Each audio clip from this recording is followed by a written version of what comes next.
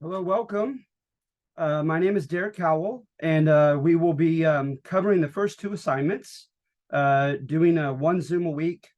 In the pace at which we do is between 5 to 6 days per assignment. We won't always do two. We'll get ahead of schedule so that we could do one, etc. Okay, but I'd like to take roll and give you your credit that is due you for being here today. Remember that every assignment that we cover, you get 5 points added to your raw score. All right, that's the least that you deserve being here. So let's see here. I have Jamie Barr.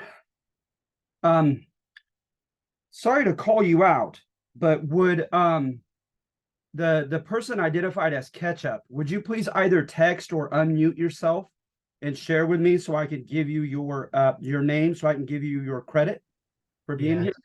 It's Kyle Chup. Gotcha. Thank you, Kyle.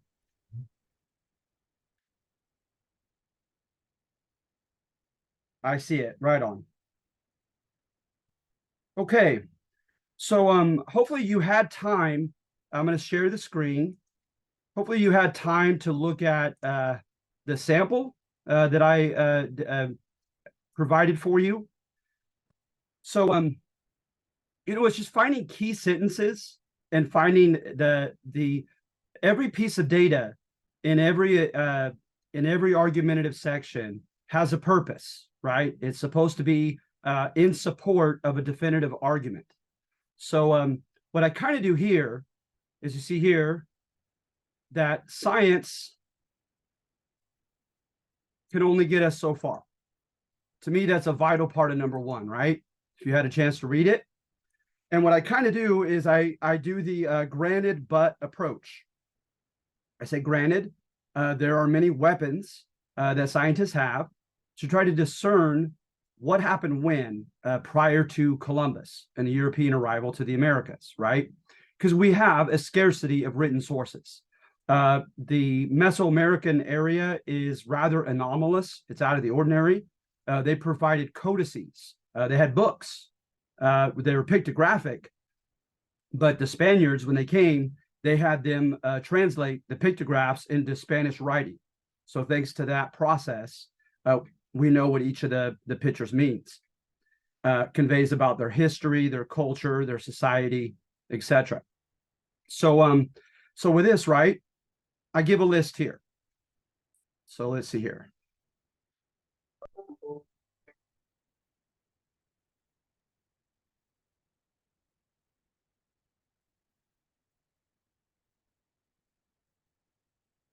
So right here is kind of my granted approach, right, to the opposition. I'm saying they have some pretty powerful weapons at their disposal. I'm sorry, I'm getting the hiccups. They have some powerful weapons at their disposal.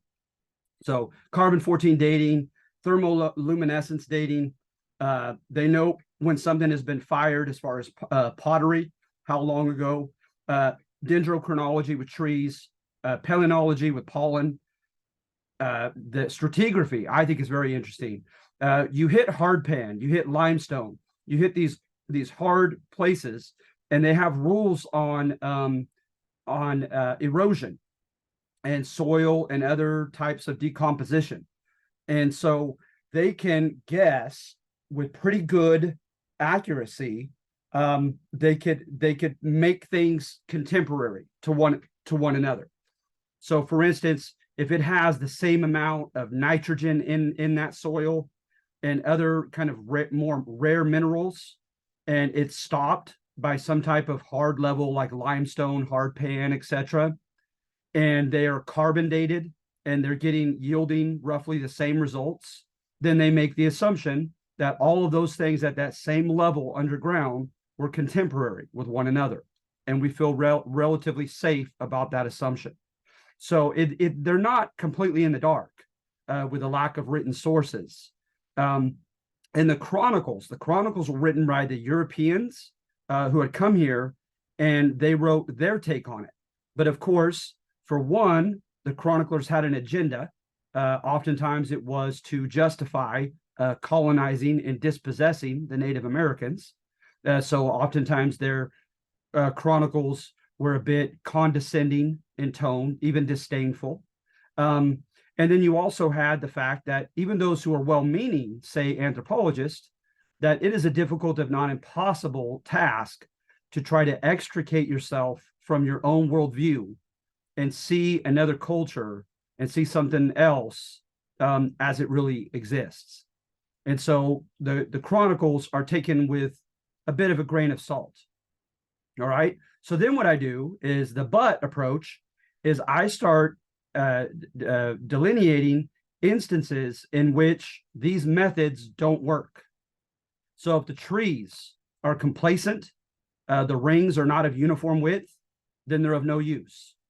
If they used old wood upon a newer edifice, etc., then the timing is not correct when they lived in that building. You have issues, say, states Dr. McIntosh, and notice I'm only using one book and one doctor to make my claims, and that's Dr. McIntosh, and she has a hard time with carbon-14 dating. She thinks with the enrichment of different uranium, plutonium, and other atomic weapons and power, that the amount of C14 is not uniform. It's not the same as it was back then, and that would somewhat invalidate the C14 dating process.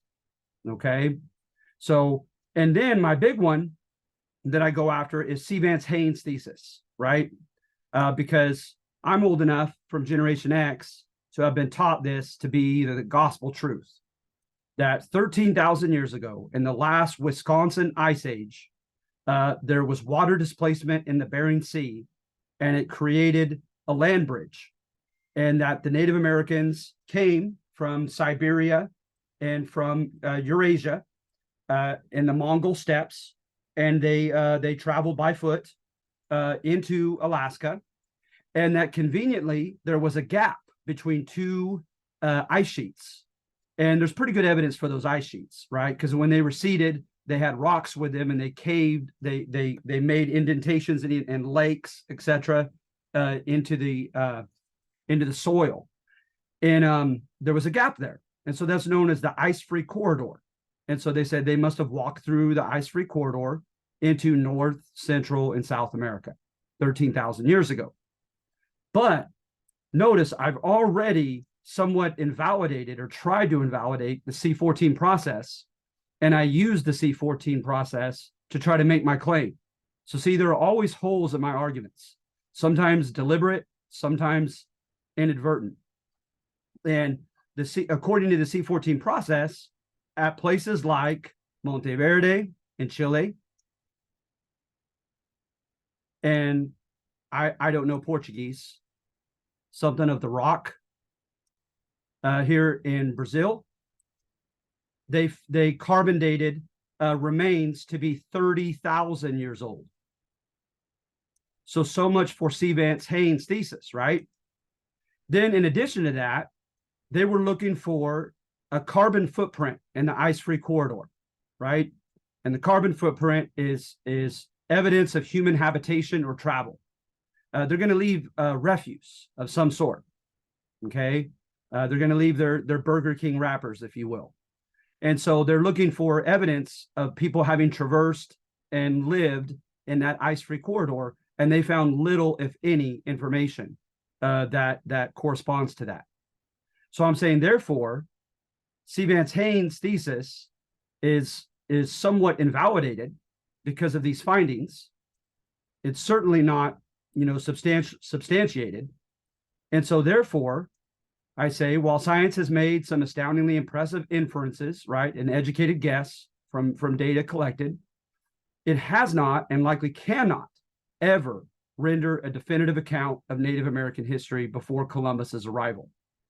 And if you notice my sample, I state the thesis, right, that pretty much science can only go so far, and that because of different weaknesses, if you will, in the methods that we use to infer what happened and when, we cannot really definitively know. and cannot definitively put together a sure and certain narrative of what happened when. Then you notice I attack my own thesis on my evaluation. You go your own personal route on your evaluation, okay? And I'm basically saying, why do we have to throw the baby out with the bathwater? Okay, so I demonstrated some holes in these methods. Does that mean that we should just discard all the methods altogether? Does that mean that the methods can't be improved, can't adapt to these issues, these aberrant, these out of the ordinary, instances? It doesn't mean that we can't ever find a definitive account. So remember, I will never grade you on your personal take on how credible the thesis is. But I do want you, even if it's just in a couple sentences, I want you to support it as to why it's not very credible, why it's too narrow, it doesn't take account this or that, etc. So you go your own route on the inference, on the evaluation, but the analysis part, there is a definitive answer, right? Because there was an intended thesis to each of these. And I want to see that you discern that in the first part of your write-up. So then number 2, it's a pretty simple thesis, if you've had a chance to read it thus far. It states, right, that it was very, very useful, very, very convenient for the Europeans like Columbus to depict the Native Americans in a condescending manner, to state that they were childlike and primitive, all right? To state that they didn't make much of an imprint on the land. They weren't doing much with the land they were given. And so therefore they had the legal justification to take it over. Literally, the Spanish used empty land, tierra vacía, as a legal term to take land from the Native Americans. The English likewise used the term virgin soil, that it wasn't being properly cultivated, etc., and therefore they had a right to it. And so very convenient, right? And my simple thesis is that convenient caricature of Native Americans is simply historically not true. All right. So if you put together the evidence that I use, and I'm going to go back to that, okay? But I want to kind of sum it up with about 5 points, all right, that I've inferred from reading history and just dabbling a little bit in anthropology. And that is the European criteria for civilized status. Because let's face it, right? Civilized is a pretty relative term. So one, they're looking for evidence if the Native Americans have manipulated the environment. They're looking for farming, right? Cultivation of the soil. They're looking for architecture, irrigation, etc. Right? And so anthropology has kind of buttressed or supported this in stating that there seems to have been an evolution in human cultural achievements. And the earliest primitive eras, men were hunter-gatherers in small bands, right? Going after like the megafauna, the Ice Age big animals. And then about that archaic era, supposedly right about the time when the big animals began going extinct, some think by overhunting. They have climate hypotheses, food hypotheses. But for whatever reason, the megafauna go extinct. And as they say, necessity is the mother of invention. Then you have, in many parts around the globe, a farming revolution. They call it a new stone tool, Neolithic revolution. And that's with farming, right? So when they came to the Caribbean, when they came to Alta or Upper California, with the exception of the Chumash in Santa Barbara, virtually all the native tribes were in hunter-gatherer status. And so that confirmed to them that they were primitive, right? And it gave them this condescending notion that they had the right to take a paternalistic relationship with them. Like, we are like your father-like figures. We're going to teach you, quote, civilized living. And that's kind of a scary place to be, right? When someone takes that type of relationship with you, because it gives them an easy chance for some type of colonization. All right. So at any rate, sorry, I'm getting another name here down. Welcome. Another one, right, is they believe that it kind of had a domino effect, that in order to create, when people started banding together in like something tantamount to a city and began to grow food for the whole community, there was a need to coerce labor. You had to ensure that there were always people laboring in fields, right, with whatever crops it was. And usually it was some derivation of wheat in Europe, rice in Asia, sorghum in Egypt, and so forth. With the Native Americans, it was the famous three sisters, corn, beans, and squash. So at any rate, you have to have some type of hierarchy that is formed, right? A government. And then in addition to that, you are going to need to protect those harvests if someone should wait until harvest time and try to steal that food from you. So hence, there might have been a need to develop a military, some type of military caste. Okay. And then you have the vagaries of weather and rain that you have no control over. And anthropologists contend that man, wants to try to reach for some semblance of control over the uncontrollable. So you have the development of religion. And it's no coincidence, they say, that in these, quote, early civilizations, you always have key fertility gods, right? God of rain and fertility, etc. God of the sun, etc. And then in addition to that, you don't need everyone to farm. And you might have a surplus of whatever crop you're growing. So you want to trade. So you allow the development of a merchant class, right, to try to trade with other nearby civilizations and peoples. And then kind of like what they say with Maslow's hierarchy of needs, that once your primitive needs are met, you have shelter, you have food, you have the basic necessities, then you can move on to the higher forms of living. So you could create tools, instruments, aesthetic things, beauty, jewelry, and clothing, etc. Right? And so you develop an artisan class, artisan, and the artisans are skilled workers. So you have a variety of artisans that come about at this time as well. And so then as you're more comfortable and you're living supposedly at a higher standard of living, then you could delve into the arts and sciences. All right. So then people want to look and see, like one of the basic ones that begins, they contend in this kind of anthropology oriented narrative, is they contend that ontology, the study of existence, why we're here. You have the beginnings of like a sophisticated mythology describing how the world began, what man's role is, what happens after death, in religion. You also have the birth of philosophy, different type of philosophical rumination, right? And then, of course, the sciences is pretty broad.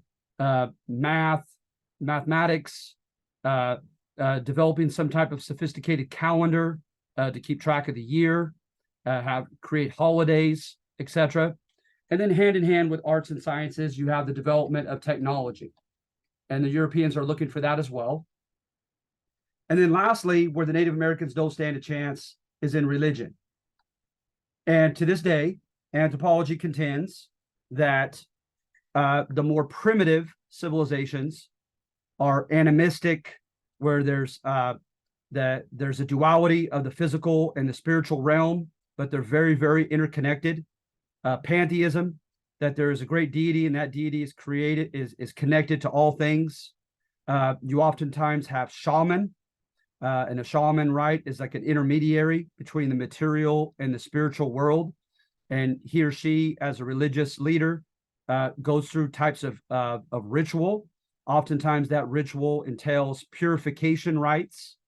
And oftentimes also it entails some type of change in consciousness. So sometimes it entails some type of drug use.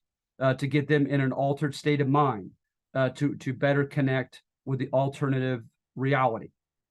And so it is pretty amazing how you do find these commonalities in the developments of civilizations. All right. But nevertheless, it doesn't change the fact that this is a Western civilization, European oriented outlook on civilization, not the Native Americans. Right. But instead, I'm willing in this narrative to play the Europeans' game. Right. And say, okay, fine. This is your subjective take on what constitutes civilized living. But even by your rules, even by your criteria, the Native Americans did pretty darn well. Okay. So going back up to the data, you have evidence of an early Neolithic revolution, right? Let's see here. The megafauna, let's see here.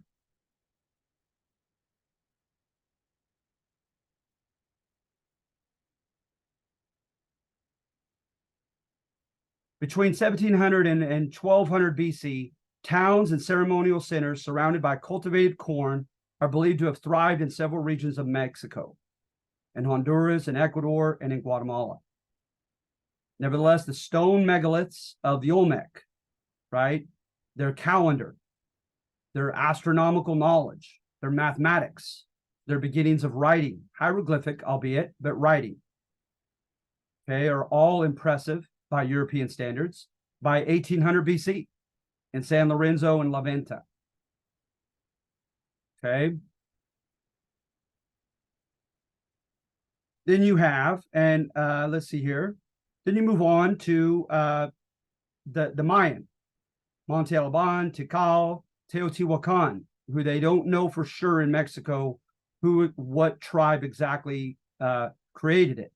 This was all BC, okay, and they had incredible architecture that were their streets and their pyramids were not only incredibly created, but they are aligned with astronomical phenomenon, with constellations of stars, with the moon, with latitude and longitude lines. Their astronomical knowledge must have been intensely impressive to have done this.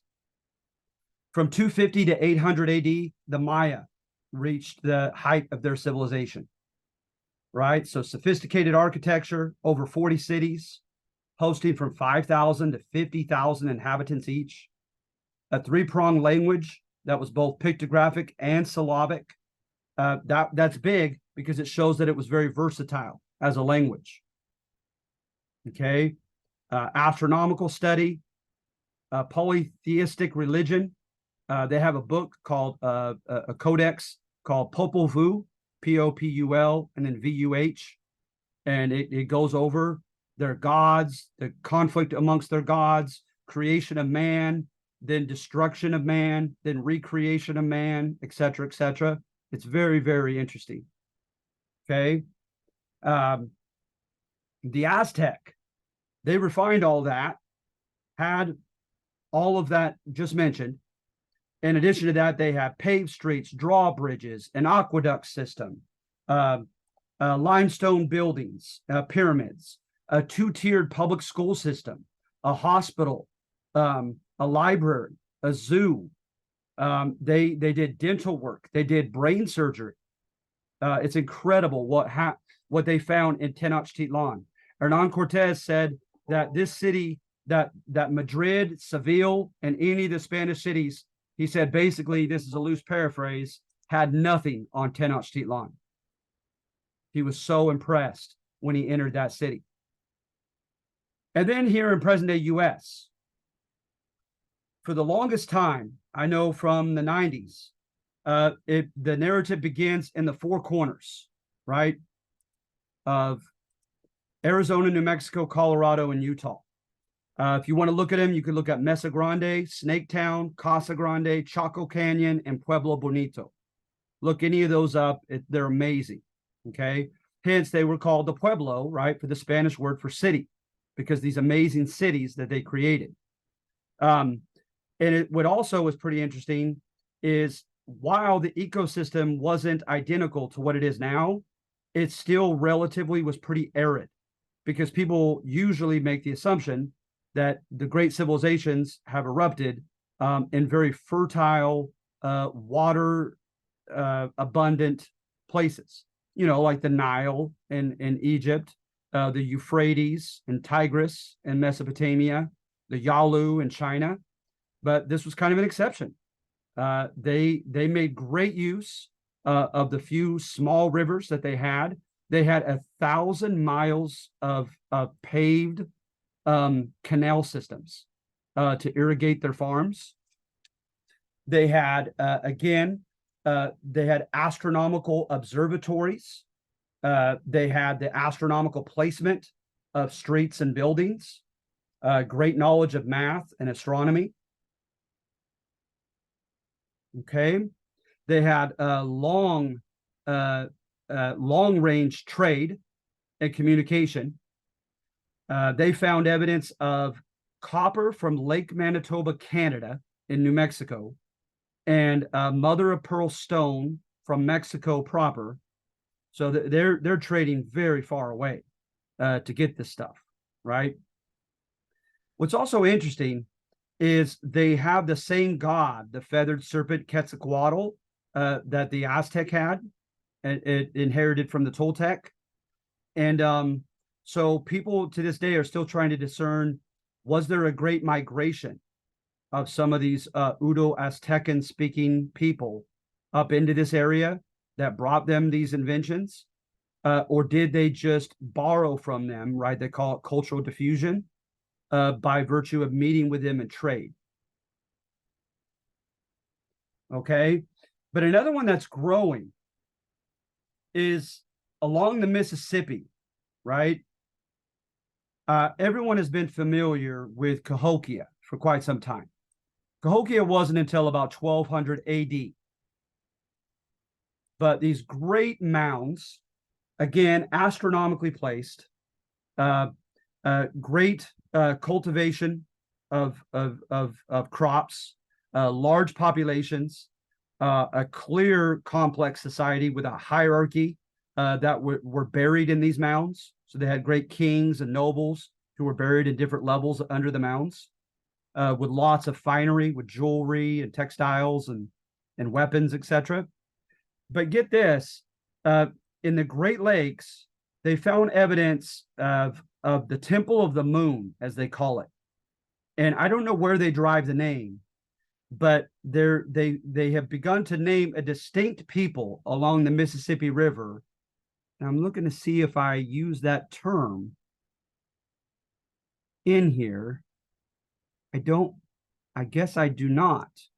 But I would encourage you to look up this people right here. I think the future holds some very interesting studies on these people.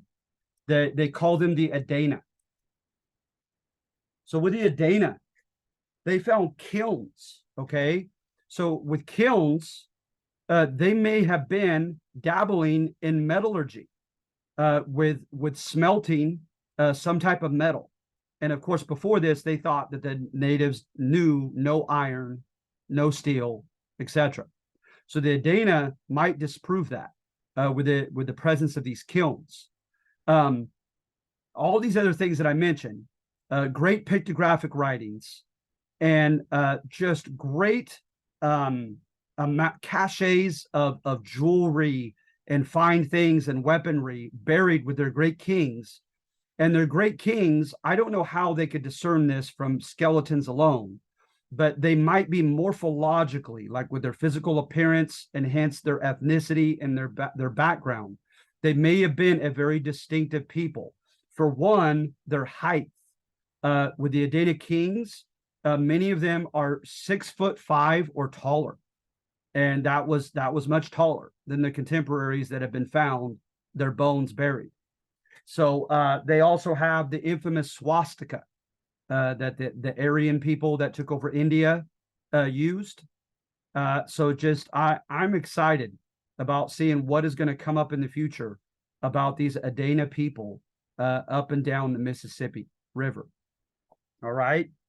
So at any rate, and then let's see here. Finally, the Iroquois. Now the Iroquois, it was kind of there was a curious juxtaposition in the Europeans' image of the Iroquois. The Iroquois were in present-day New York, primarily on the western periphery, Albany area of New York. And the name the French gave them was connected to flesh eaters, because they did, as a matter of ceremony, they would catch prisoners of war, and they would have a few different options in dealing with them. For one, if the Iroquois were having problems with a scarcity of population, if some type of epidemic hit their tribe, if a war had been costly in numbers of men, etc., they would forcefully adopt people, give them the option to be adopted into the Iroquois Confederation. Sometimes they had to prove their mettle militarily, and they would have to run the gauntlet. The Iroquois warriors would face one another with just a foot or two between them, and make a warrior run between them, and they would hit him with weapons and see if he could survive the gauntlet, improve his mettle.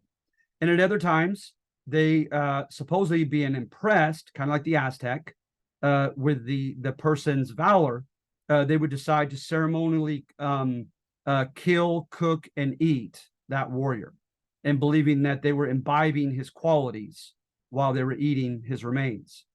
So the Iroquois, they terrified the Euro-Americans when they heard accounts of this. But at the same time, they had an incredible political organization that was very instrumental to a lot of people from Western civilization, European background, to this day. So, like, for one, the Longhouse. The Longhouse was a clan of an extended family. They had one pot from which everyone ate and drank. Supposedly children were equally raised by uncles and aunts and grandparents as much as by parents. That kind of a village raising a child instead of mom and dad. They communally shared quite a bit. So kind of, left-wing intellectuals like Howard Zinn, his famous historian, he loves this stuff. Also, though, they began to have annual meetings to try to keep the peace, almost like a UN. And if there was a problem in one sector, they would collectively try to resolve it without having to go to war, supposedly being tired of fighting one another. And then also they had a very curious combination of representative democracy and aristocracy and rule by the elders, all mixed into one, with a system of checks and balances in their government, to such an extent that in the subsequent American Constitutional Convention, Benjamin Franklin said that they ought to take some notes of the Iroquois on their type of government, that it was impressive by the standards of Montesquieu, who was the guy of the Enlightenment, who was big on checks and balances. Okay, so at any rate, the Iroquois, in many ways, to many people, have been quite impressive. So at any rate, that's my thesis, is contending that I'm sticking up for the Native Americans, and I'm saying that this simplistic narrative of them being pre-civilized and having this kind of disdainful, paternalistic look toward them was very manipulative and false. And I'm kind of even suggesting that the Europeans didn't truly believe it themselves, but it was just such a convenient narrative that they stuck to it, but that they had to have seen evidence to the contrary. Okay. And then on number 3, please note that I make it very clear that it was not okay what happened here, but it happened nevertheless. Okay. It happened nevertheless. And that is because of religious incompatibility, because of the Native Americans' different notion of property ownership, and because of the Native Americans' tendency to allow Euro Americans to take advantage of them in trade, the Euro Americans grew in their hubris and their arrogance and feeling entitled to take them over. That these things, these factors, fed into European, Euro American hubris, their arrogance, and thinking they could do whatever they wanted with the Native Americans. So I start off by showing how polytheism, according to anthropology, and of course, according to early modern Christians coming from Europe, was primitive, it was false, and it was even idolatrous, even sinful, according to their Christian doctrine from the Bible and from the Pope, etc. All right. Then certain things seem to couldn't have helped either. You find in the Mississippian tribes, you find in the Mesoamerican tribes, the often use of the evil twin as one of the gods that was followed, like Huitzilopochtli. The idea of the serpent or the snake, the idea of their key hero god coming from the planet Venus, which was known as the bright morning star. Well, literally, the Lucifer in the Bible is called the son of the bright morning star in the book of Isaiah. And so these things, they exacerbated, they made it worse, right? They confirmed to the Europeans that, and you have to remember, these are early modern Europeans. They're just coming out of the medieval time period as far as their outlook, their worldview. And so religion was huge. And they were very kind of Manichaean in their religion, right? Manichaean meaning like there's right, there's wrong, there's good, there's evil, and there's hardly anything gray or complex in between. And so hence, a lot of them came to the conclusion, even those who were not very religious coming here from Europe, that the Native Americans were worshiping demons. They're worshiping these made-up gods fooled by the devil into adhering to them. All right. So then, in addition to that, also with some of the ritual, going back to the shaman, particularly you'll see more in detail on the next assignment with the Navajo in New Mexico, is sometimes their form of expiation, of getting rid of their notion of sins and purifying themselves for the gods, involved human sacrifice, bloodletting. And sometimes their fertility gods involved ritual that actually entailed in the religious ceremony sexual intercourse. So you can imagine what the Europeans thought of this when they came here. How much more so for the Spanish when they sent their missionaries, their friars, their monks and priests. They thought this is of the devil. All right. And then I go on here to say how, this was a big book not too long ago by where is he? I just saw his name right here. Yuval Harari. This guy wrote a big book on human evolution that was like a bestseller. And he contends that animism, pantheism, polytheism, shamanism with these intermediaries, that those are all part of the very primitive early developments of human cultural evolution. So even non-religious sources don't give a whole lot of respect to these type of religious practices and beliefs. But again, this is, quote, Western civilization. It's kind of European based. So then I say, secondly, their notions of private property. And I hope that I did not oversimplify and make it too, I hope that I'm correct in this assumption, because I've not read this. I've come up with this on my own, but I've read quite a few books on this topic. So I feel somewhat comfortable in making this claim. Is when you look at legal jurisprudence coming from Rome and the Germanic tribes after Rome, because those are the two legal sources, right? Of England, of France, of the Netherlands, and of Spain. Germanic and Roman, more Roman than Germanic, right?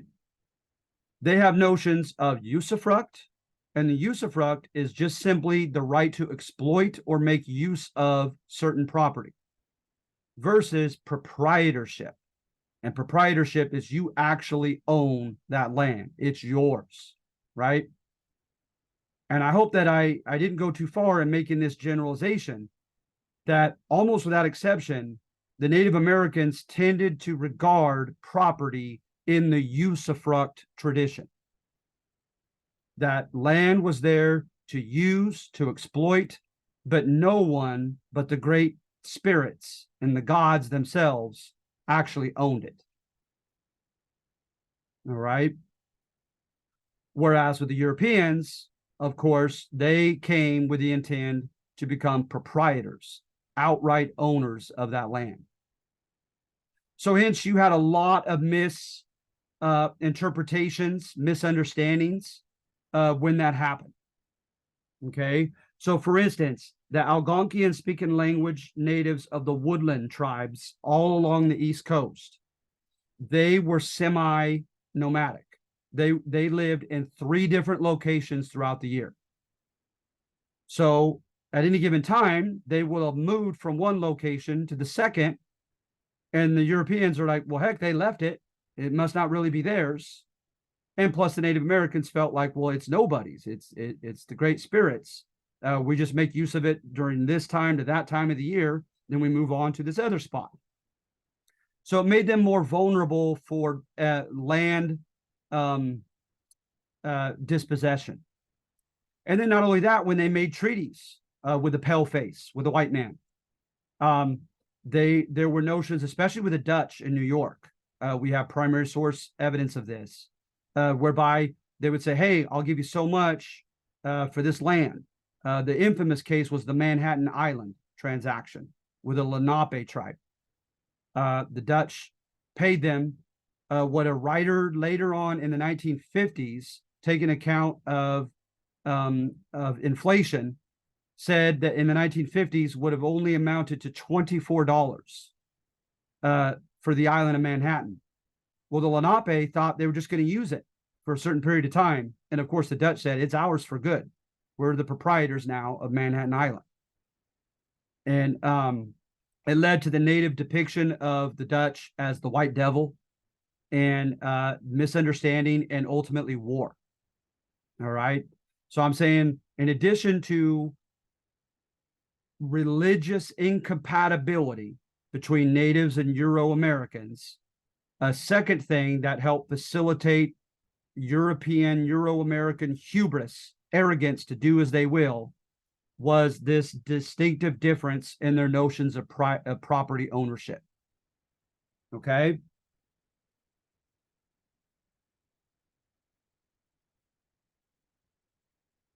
And then lastly, thirdly, and finally, is the latter's all too eager willingness to surrender leverage with the paleface regarding trade.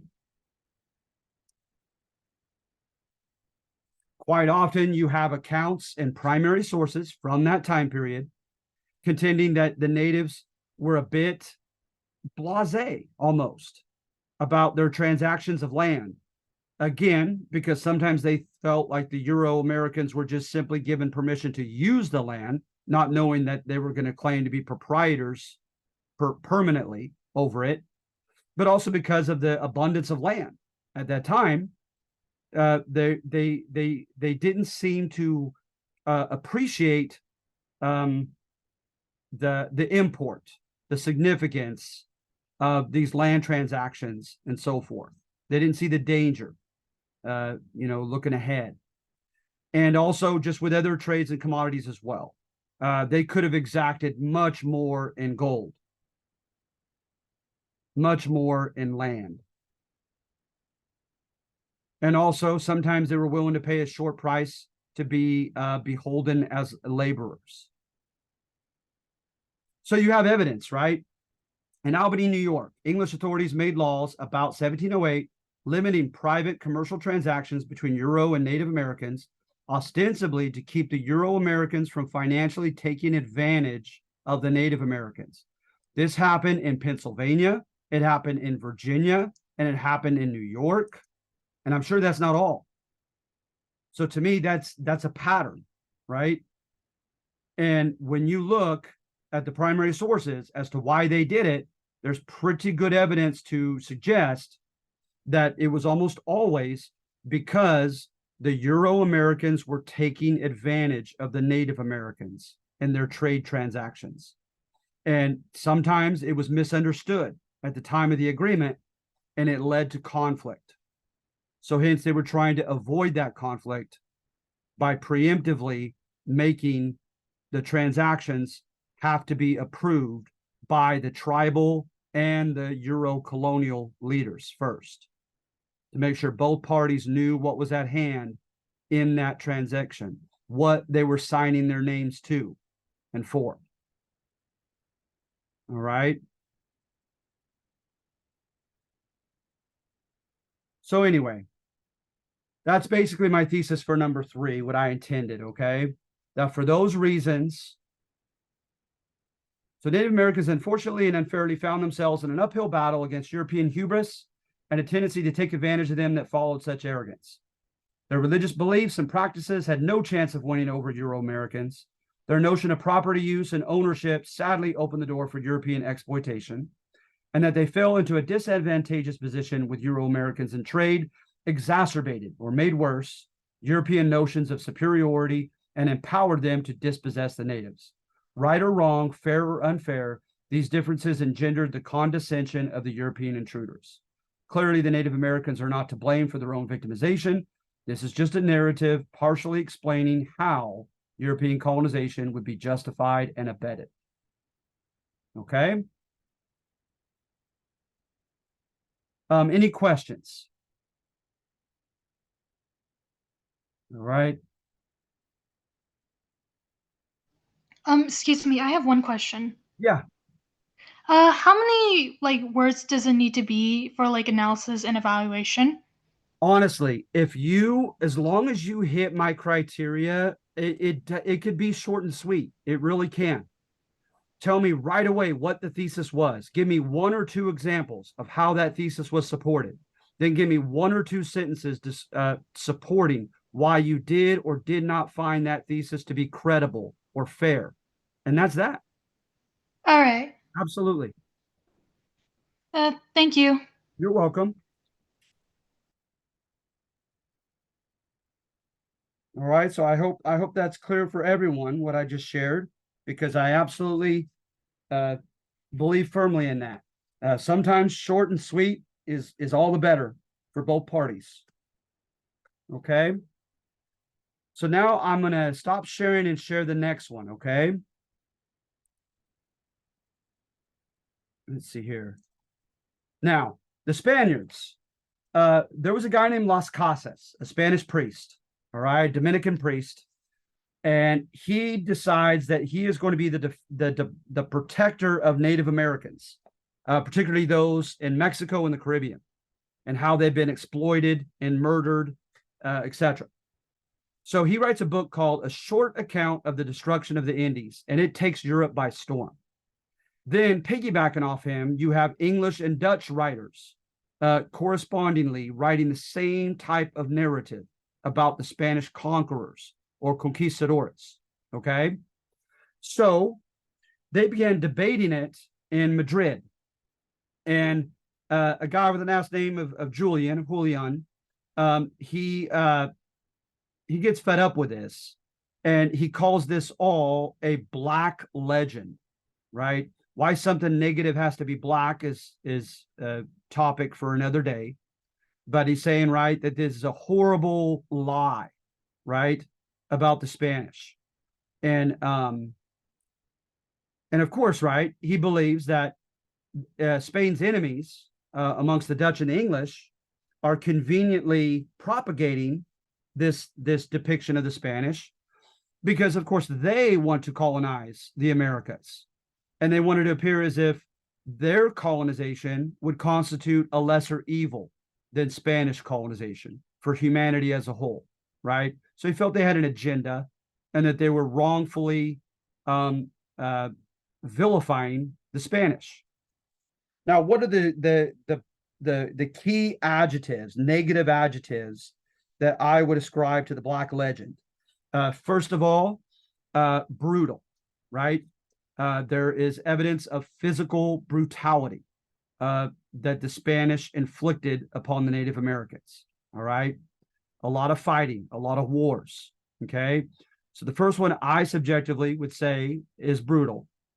The second one that's very salient, it stands out in the accounts, is greedy, particularly in the Caribbean and in Mexico and in South America, because there were great mineral rushes for gold and silver. Okay. And Spaniards went to great ruthless extent to extract that silver and gold from the Native Americans, so that they were brutal, that they were greedy, right? And then also that they were fanatically intolerant, right? They would not simply coexist with the Native Americans. They had to impose coercively Roman Catholic Christianity upon the Native Americans. All right. And so and then there'd be one more that I would add, is that the Spanish Americas, when they dispossessed the natives and colonized Mesoamerica, Central America, and South America, and the Caribbean, that they created an inequitable society. And to me, it's very simple the way I think of the word inequitable. Inequitable is unfair. It is politically and predominantly economically unfair, so that a small elite group of men get to enjoy most of the political power, and they get to enjoy possession of most of the resources and land, etc., at the expense of the many. So when you think about those, right, brutal, greedy, exploitative, inequitable, intolerant, you notice, right, that it's very easy to continue this Black legend, because not only do you have so much writing about it that corresponds with it, but also, let's face it, it conveniently serves today as an anti-model, right, of what not to do, of how we don't want society to be. Because in reality, we try to ascribe to the absolute opposite, the absolute antithesis to each of those adjectives, right? Anti-violence against brutal, right? Anti-consumerism against anti-greed and being exploitative, and anti-inequitable. We want to be, we like, especially in the United States, at least in our rhetoric, we like equality of opportunity, right? And not to mention, we like political accountability and democratic involvement in the political process, as opposed to that. And then intolerant, we're all about toleration and tolerance. So they do serve a kind of convenient, lesson in adhering to the Black legend and showing us what we do not want in contemporary society. All right. So anyway, you have, like I said, Las Casas. He wrote his famous book on the destruction in the Caribbean, in the Indies, which took the world by storm. You had a guy named Sahagún, Sahagun, Bernardino de Sahagún, and he wrote an account from the Aztec point of view of the fall of the Aztec Empire, Tenochtitlan, to Hernán Cortés and his conquistadores, his conquerors. You also have the boasts of a guy named Oviedo, Oviedo, and Oviedo pretty much, contended that the natives were dumb, brutish, primitive, ungodly, and that he kind of boasts of conquering them, tricking them, extracting gold from them, etc. So reading it today, and even a little bit back then, it kind of backfired on him. It kind of made, for lack of a better term, an ass out of the Spaniards. So those are some of the big accounts that were written to collaborate with this, right? But then you have your anomalies. You had those that were trying to fight back against this one, this monolithic narrative. For instance, an interesting account on from the Spanish point of view of the fall and their conquering of the Aztec is by a guy named Bernal Diaz del Castillo, like castle in Spanish. Castillo's account, notice in light of the other ones that were mentioned, other books, he called his account the true history of the conquest of New Spain. La Historia Verdadera is the name of his book. And so he was contending that, he thought that this too was a black legend taken out of context, etc. So what do I do here? Is I kind of do the granted but approach again on number one. I say, granted, Las Casas' book about the destruction of the Indies, it may have been exaggerated in numbers. For instance, the number of people that died in the Caribbean. Many of his contemporaries contended that there were never that many natives at any point since Columbus's first trip that inhabited those islands. Also, that he had an agenda. He made it clear he was writing his book to persuade the Spanish crown to issue protective laws over the natives. So he deliberately was trying to create a sense of indignation, right? A sense of righteous anger back in Europe, that something needs to be done. We can't be so ruthless with the natives, et cetera, et cetera. So, he had an agenda. People question his strict adherence to the truth, that he may have been prone to exaggeration. And another thing that I personally didn't like reading his book is that he takes things, he gives accounts without giving the context. Remember, the context is the surrounding situation, right? So what happens? What causes a fallout between the Spaniards and the Native Americans in any given time and place? All he does is he goes straight to the massacres and straight to the exploitation for gold. And it's like, well, wait a minute. Like, what happened first? Certainly they didn't just jump out of their boats and began firing on them, right? It had to have been more complex than that. And then when you read the diary of Christopher Columbus, the diary of his son Fernando, the diary of an Italian mate that kept a diary as well there with him. I have his name down here. I can't recall it, but I have it a couple times in this section. But at any rate, they depict a much different, much more complex story than Las Casas. And then not to mention, Las Casas didn't arrive until 1502, 10 years after the first voyage, and hence after all four of Columbus's voyages. He wasn't a part of them. Granted, his dad was and kept an account, and he had access to his father's account, but he was primarily reliant upon interviews of, quote, eyewitnesses. All right. So notice, so I say, granted, I don't think Las Casas' book should be read at face value. I think there needs to be some skepticism from the reader, because he definitely, there's some causes for skepticism. However, I said, you could look at other accounts and you could look at multiple areas Here, for instance, I cover the Caribbean, I cover Mexico proper, and I cover New Mexico in present day US.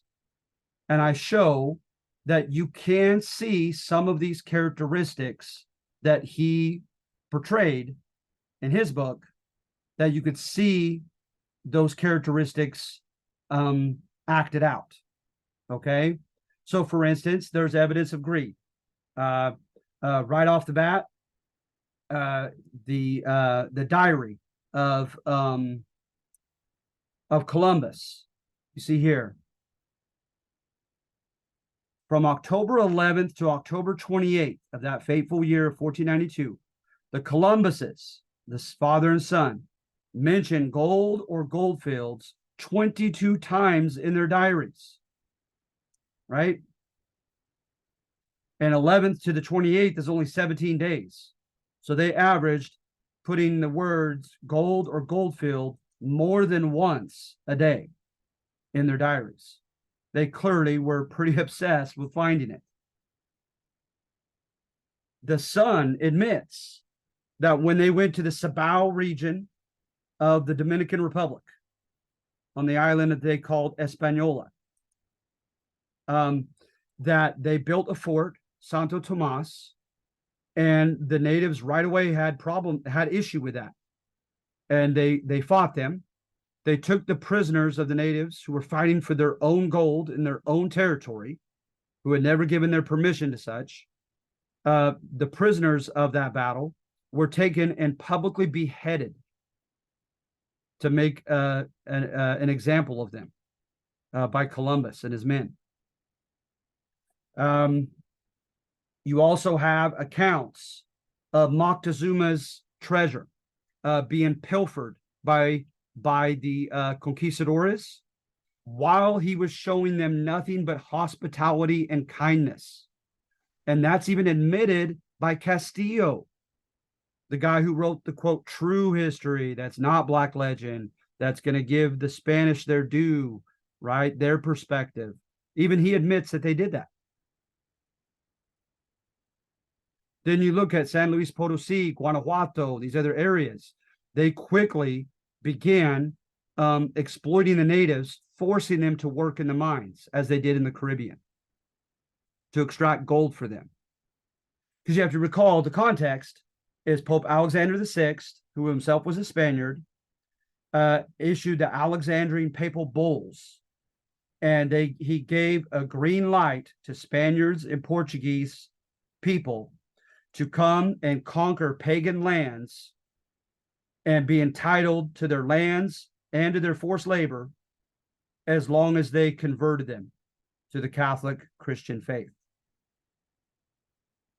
You had the legend of Pedro de Valdivia, who supposedly had molten gold poured down his throat by the Araucanian Native Americans, saying, you came for gold, now we give you all the gold you can use.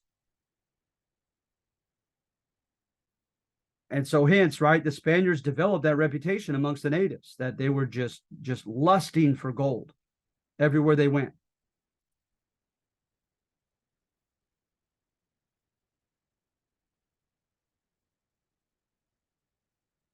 Let's see here.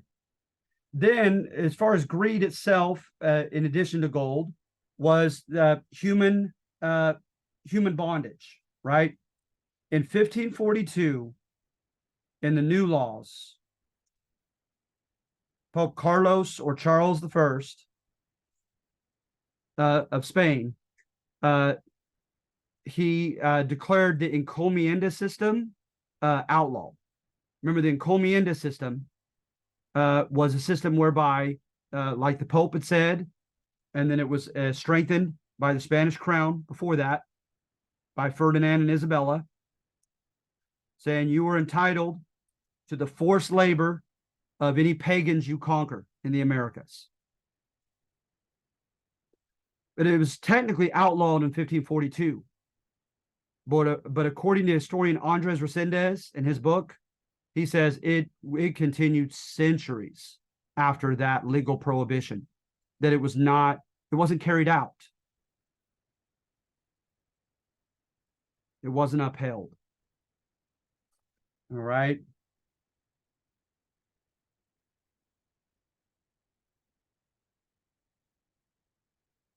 And then violence and brutality. That's the next adjective I go for here. So notice I'm making a pattern. I'm supporting the Black legend in this number, right? Let's see here. Firstly, the Columbus journals attest. That should be one. That should be singular. Attest to the frequency with which Spaniards raped native women. This is the guy, Christopher Columbus, his buddy here, who also wrote. He actually, in his diary, bragged about raping a Native American woman. He extorted her. He threatened her with what he didn't define what, but it must have been something awful until she became compliant.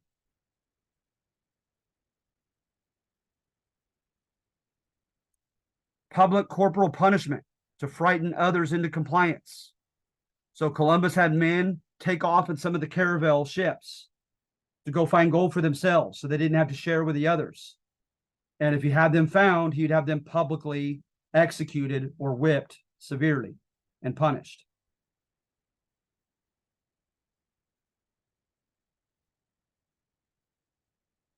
All right.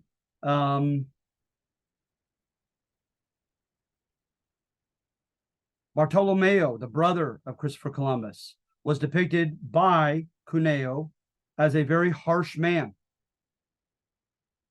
who had Native Americans fight to the death for his entertainment. And then I go from the Caribbean to Tenochtitlan, Mexico. And look at this. Rendering an apocalyptic atmosphere in which Spaniards could not even walk anywhere without stepping upon an Indian corpse on the streets of Tenochtitlan. They supposedly fought on the streets. They fought in the canals, what we call the causeways. They fought in houses and on roofs of buildings everywhere. And they said, and notice this, Cortez's first order after the surrender of Moctezuma II had died, and Cuauhtemoc was the last one to put up a fight. And after Cuauhtemoc was captured, and it was the end for the Aztec, his first order of business, Cortez, as the winner, was to remove the bodies, blood, and stench from Mexico City, and to offer Aztec women the chance to leave the Spaniards who had taken them already as spoils of war, and to return them to their Aztec families. So that's pretty telling. Remember, this is Castillo's account, the guy who is very pro-Spain. Even he contends of this in his famous book.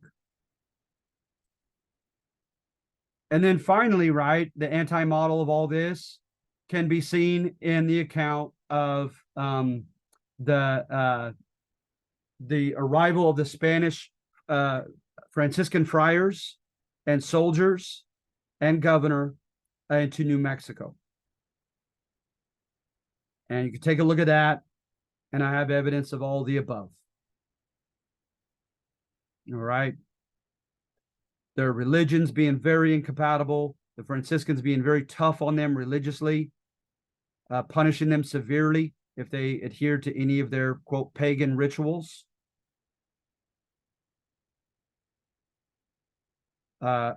Exploitation, abuse.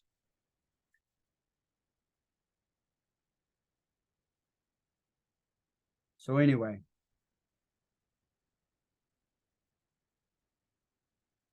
In conclusion, while Las Casas may have exaggerated and taken events out of context and devising a work meant to engender indignation in Spanish royal policies protecting Native Americans, his basic Black legend image of Spanish colonizers as an anti-model for today's values can be supported on numerous fronts. In the Caribbean, in Mexico, and in present U.S., Spanish colonizers could be greedy, violent, intolerant, and exploitative. While some of Las Casas' data and coverage of events may be factually challenged, his general narrative is supportable. Any questions on that?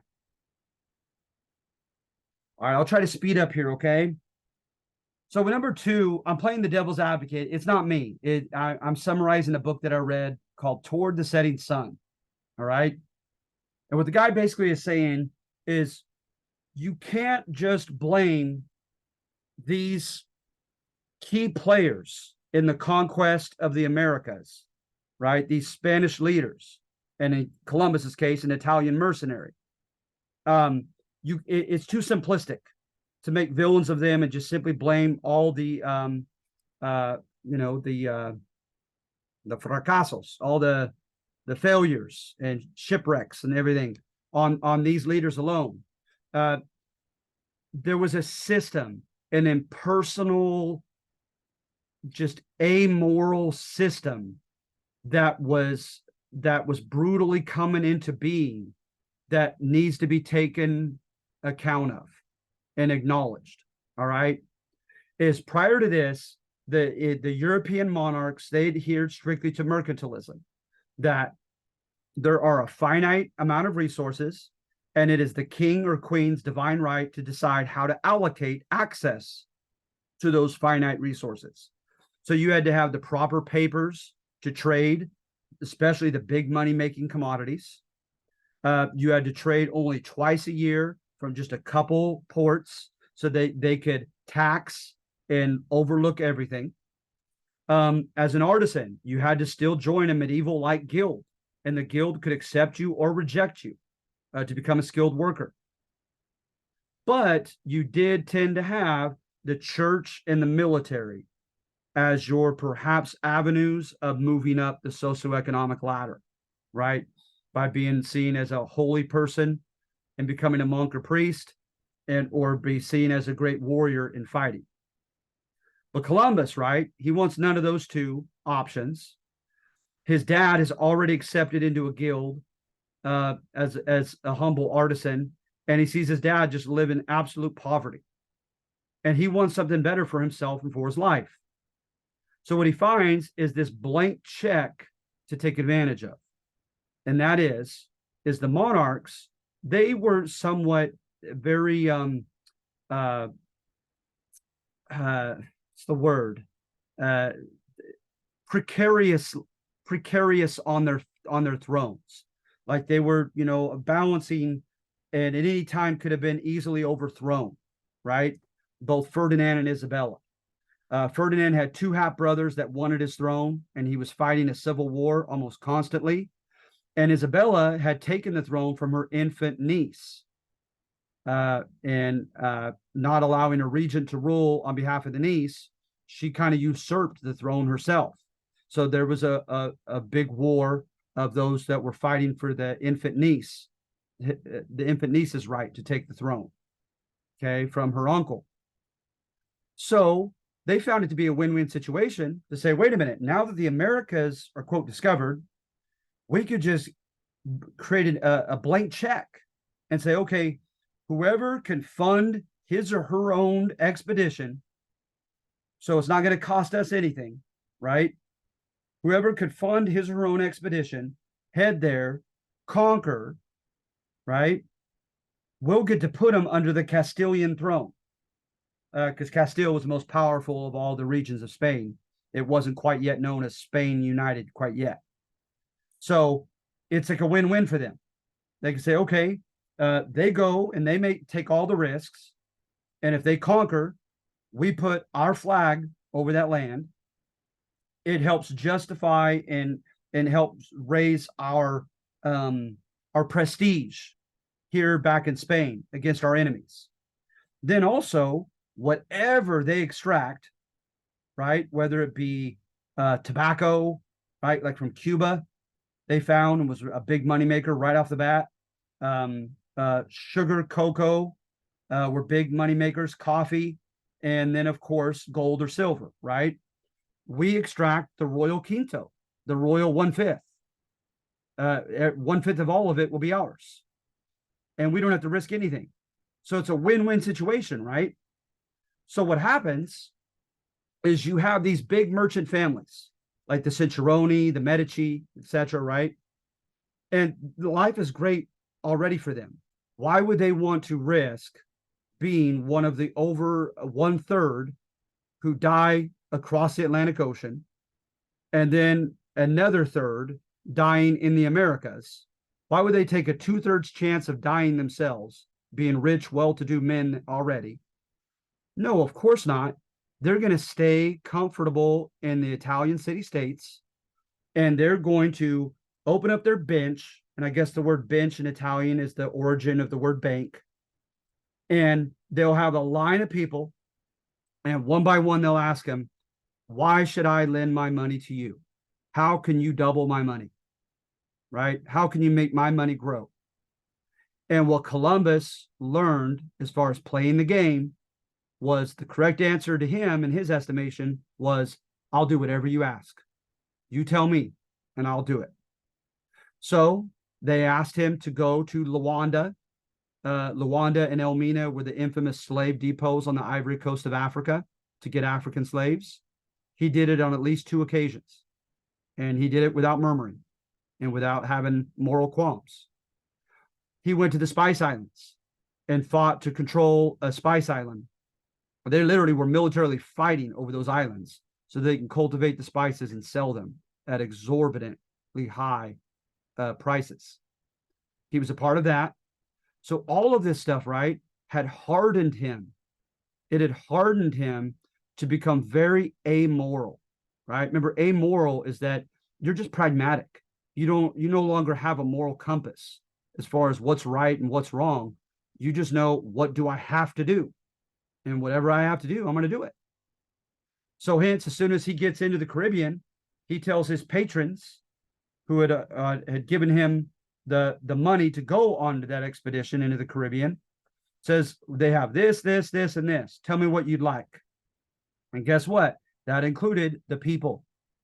He said several times in this famous letter to Ferdinand, because Ferdinand and Isabella, that was exceptional, that they, as the crown, actually helped, especially Isabella, give money to Columbus on his first 2 voyages. So at any rate, he owes them money to begin with. If he wants anything in the future from them, he's got to double their money quickly. So he tells them right away, he says, the people of these islands are extremely timid. They're timorous. They're very timid.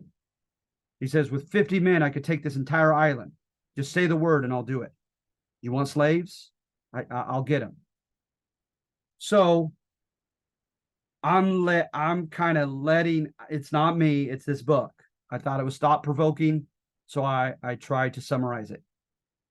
Mr. David Boyle says, hey, it's unfair to hate on Columbus for the ruthless things he did. He was a pawn in a much bigger system. All right.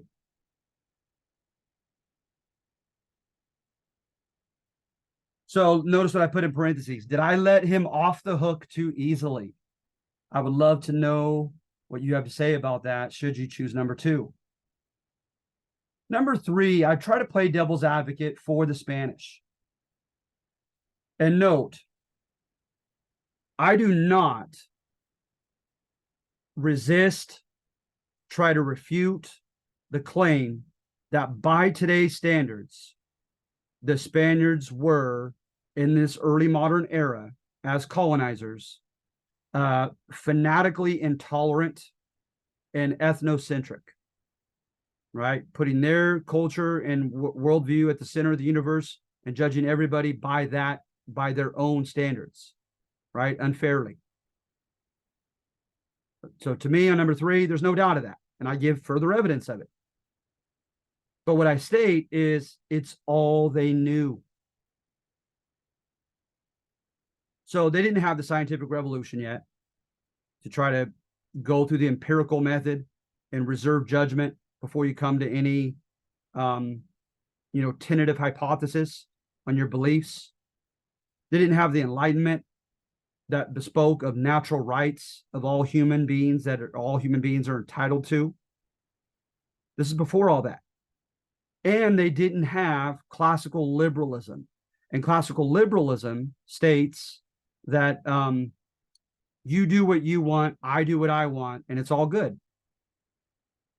That the only limitation to your freedom and individuality and your own autonomy, being the arbiter, the decider of your own destiny, is that your freedom to swing your fist ends where my nose begins.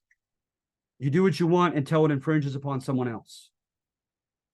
John Stuart Mill, him and a couple of his books on liberty, etc., are the most famous for this. This was in the 1800s. So even if you haven't heard of classical liberalism, I think you'd agree with me that we are very, very much affected by it. A lot of us are that way, right? Believe in whatever God or religion you want. Go to whatever church you want, or don't go. Listen to whatever music you want. Join whatever kind of subculture you want to join. Just don't rob for me. Don't attack my family, etc. Right? So at any rate, that hadn't happened yet. So there's a term in history called historicism, that people are largely products of their environment and the time in which they were born. And that's the route I'm going on number 3. And I'm giving evidence that their background in Spain and everything that was going on around that time, that century, the 1500s, that is all they knew, was fighting holy wars, fighting for God. Those that are not with the true church and true God are of the devil.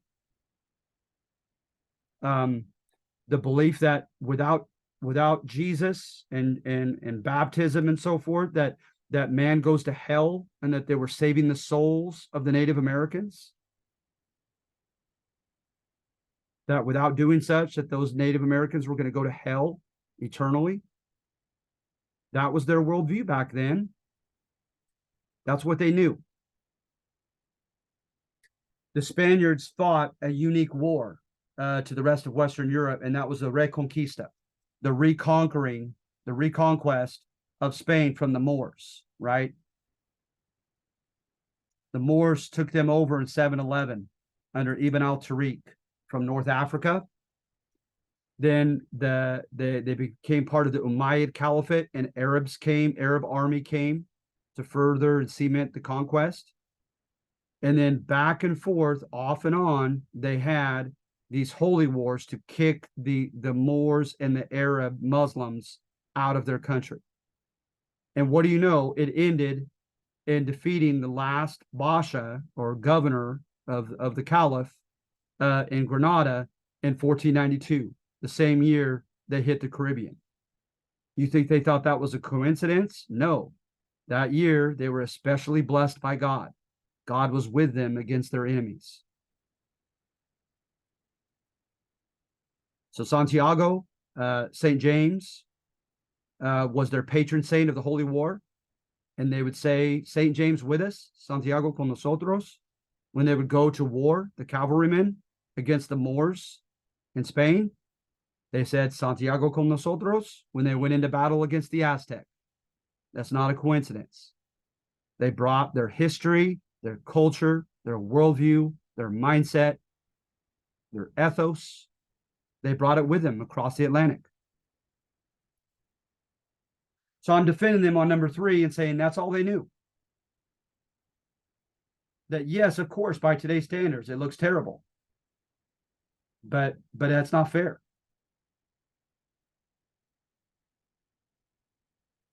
So please remember, you guys, to read all of these, because there's something from every single number that will be found on the subsequent test.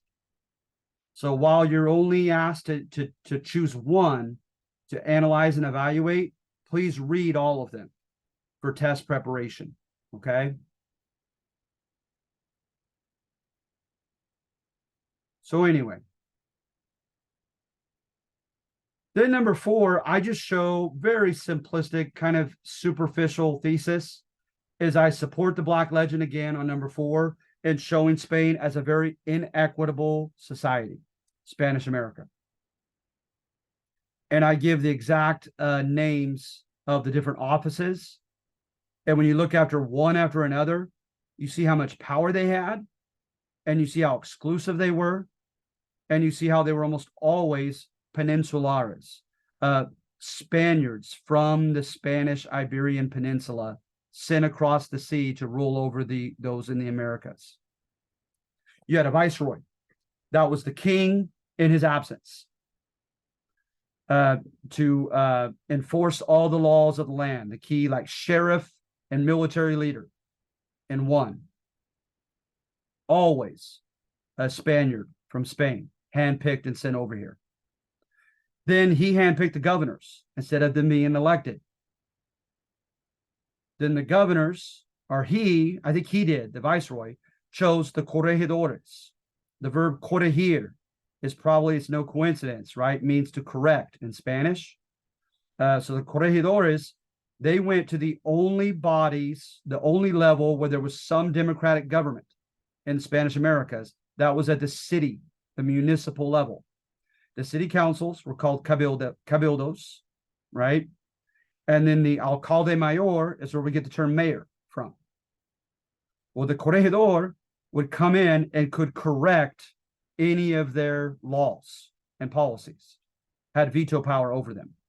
This Spaniard, this hated Spaniard. The corregidor came and collected taxes from each town for the royal crown, 1/5 of everything. The hated corregidor came on account of the repartimiento. The repartimiento was the government's form of encomienda. Remember, encomienda is a private conqueror, is entitled to the forced labor of the pagans that he conquers. The repartimiento is the crown itself could commandeer a certain percentage of men in any given city or area for public works, to build a church, a bridge, to join as mercenary fighters, to put down a rebellion in the army, etc. And they had no choice but to answer the call of the corregidor. Now, granted, the further you were from the viceroy, the more courage it gave you to fight for your own liberty and latitude. San Jose, here in California, corregidor, they attempted to murder him, and they chased him out of San Jose, telling him never to come back when he tried to overturn some of their policies in the city of San Jose. So it didn't always work out, but most of the time, especially down in Mexico proper, it did. And you had the judges, part of the audiencia. They were well-educated Spaniards, and they adjudicated disputes. They refereed disputes, decided on guilt and innocence of criminal law, and all of that. And they were Spaniards. Then you had the consulado and the House of Trade, Casa de Contratación. And the House of Trade, like I said, under mercantilism, you had to have the right papers to sell in the big stuff that I already mentioned. Cocoa, sugar, coffee, slaves, gold, silver, all the big money makers. There are only 2 ports in all of Mexico, Veracruz and Acapulco, where you could trade only a few times a year so that they could see all your paperwork and see that you're entitled to do that. The guild system was still alive in the form of confradias, they were called. And the confradias were the skilled workers. You had to be accepted into a confradia, and the Spaniards could keep that from happening if they wanted to. Right? So very kind of inequitable picture of Spanish America.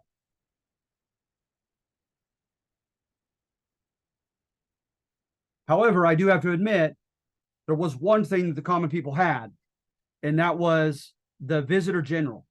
The visitor general, or visitador, would come unannounced, put a Spanish leader under house arrest, and ask everybody around if they had any grievances against that leader.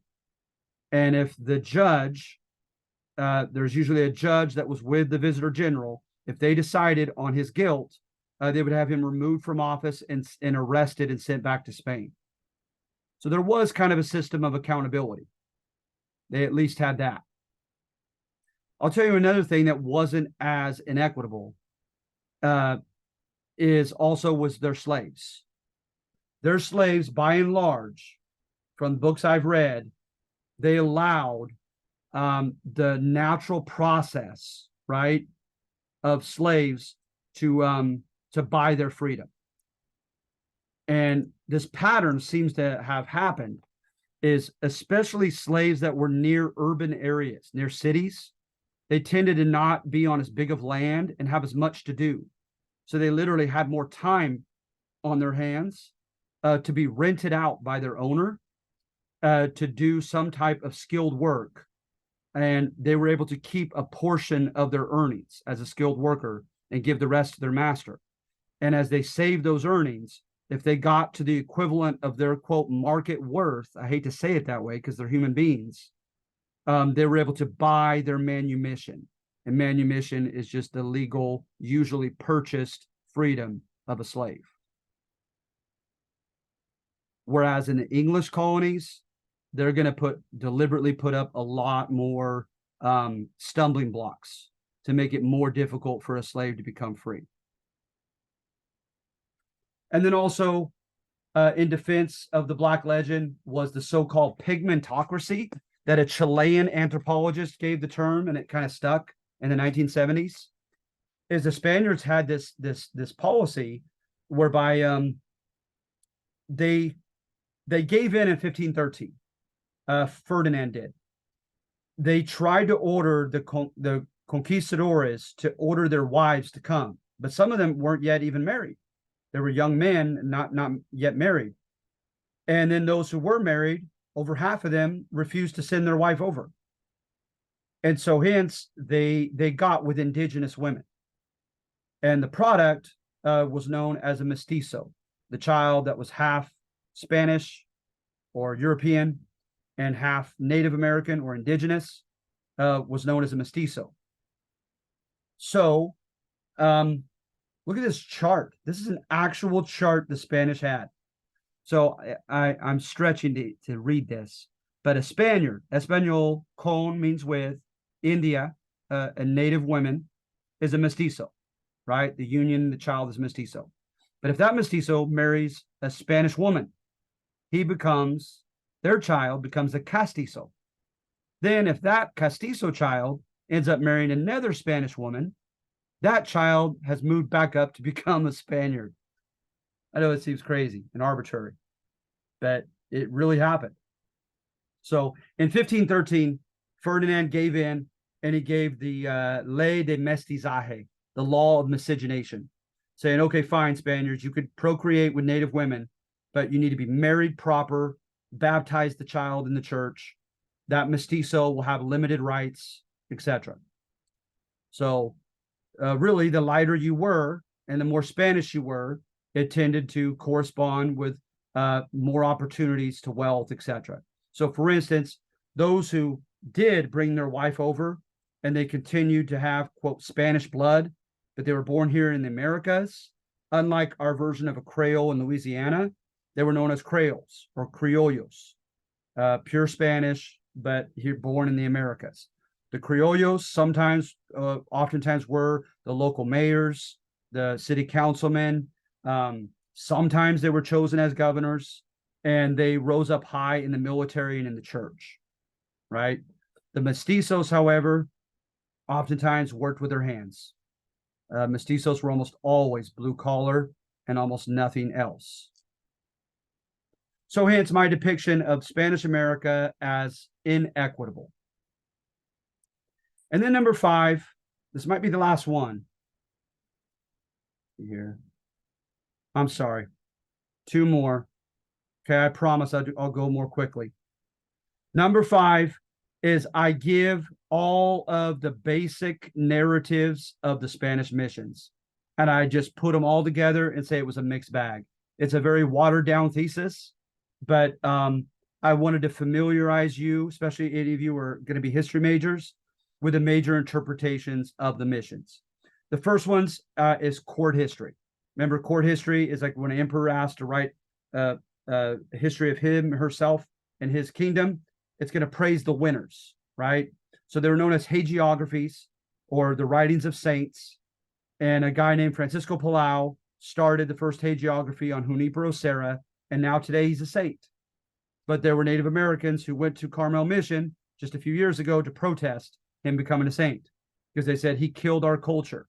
He made our ancestors drop their culture and become Hispanicized. So at any rate, in that account is you have evidence of well-meaning, benevolent friars who endured a great sacrifice. Some were even martyred in trying to save the souls of these people, trying to teach them and integrate them into this bigger commercial system, right? And making trades. So like they were big into making stuff from hide, leather from hide, tallow from the intestines of the cows, etc. Tallow made soap and other things that were, they seem, kind of quotidiano, kind of like daily things, but they were big money makers. So at any rate, you have that depiction. Then you do a 180 in the civil rights era, and you have conflict history. Remember, conflict history is the opposite of court history, where they make villains of the winners and they want you to empathize with those who lost.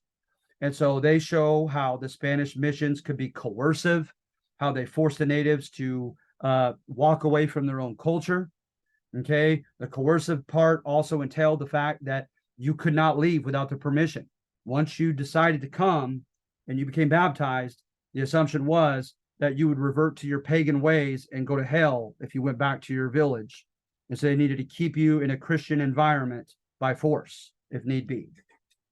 Okay. So you have the coercion, you have the exploitation also, like Narciso Duran in San Jose mission. Supposedly he ran the mission like a sweatshop. Then you have agency. The Native Americans, right? They want to contend, like in the 1970s books, that the Native Americans were not just victims, right? That they were good power brokers. They knew, for instance, that the missionaries wanted them very badly, but so did the hacendados, the plantation owners on the outskirts of the missions in the cities, and so did the soldiers. And so they would broker between them to see who offered them the best terms. That's one example of their agency that they chose. And then sometimes also they would broker agreements with the missionaries that they would allow them. They'd say, hey, I'll join, but I get to leave in certain seasons to go back and see my family, go collect food, etc. And so they weren't always just powerless. And so I wanted to convey that also from the 1970s books. And then there was harm. There was inadvertent harm. This is like the Children of Coyote book on missions. And it was examples of unintended harm. So like pathogens, disease that the missionaries inadvertently gave them, and also killing their flora and fauna, bringing pigs and cattle and horses and stuff.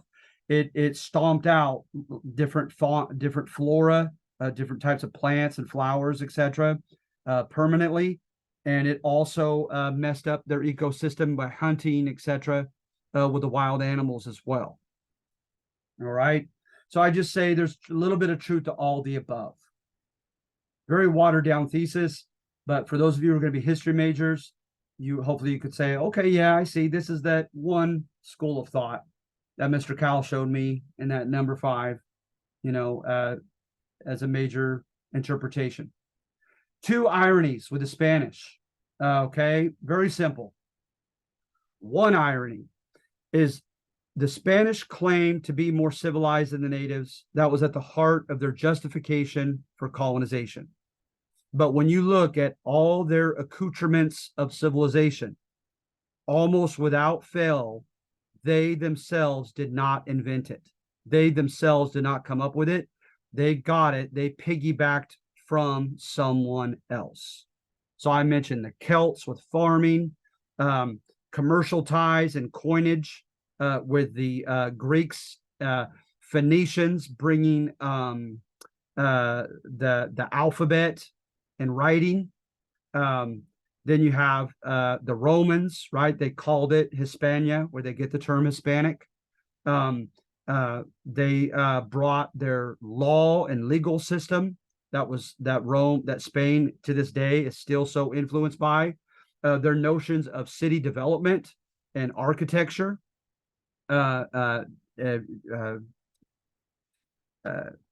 irrigated farming, mass farming, etc. And then not to mention Christianity. The Roman Empire brought all that to them. And then they really grew in the arts and sciences under the Umayyads. Ibn al-Ramad III had a renaissance from Cordoba, Spain, and brought all the best and brightest Spaniards to come and participate in it, even though they stayed Catholic, and he was the Muslim caliph. And so at any rate, all these other people they piggybacked from. Oh, and then not to mention the sword and shield and so forth from the Romans, and the crossbow and gunpowder from the Muslims. Then the second irony is that the way they were treated and colonized by these others, they did the same things to the Native Americans, particularly the Romans and the Moors. They were entitled to the forced labor and tribute of the Spaniards when they took them over. They forced the Spaniards to work in mines, in the gold and silver mines. That's ironic, right? They chose to intermarry with some Spanish women, and decided if those half Spanish and half Moor or half Roman fathers would recognize that son and give him limited opportunities in government, in the military, etc. So all these things, the way they were treated by colonizers of Spain in the past, they did those same things to the Native Americans. So those are my two ironies. All right. Does anybody have any questions?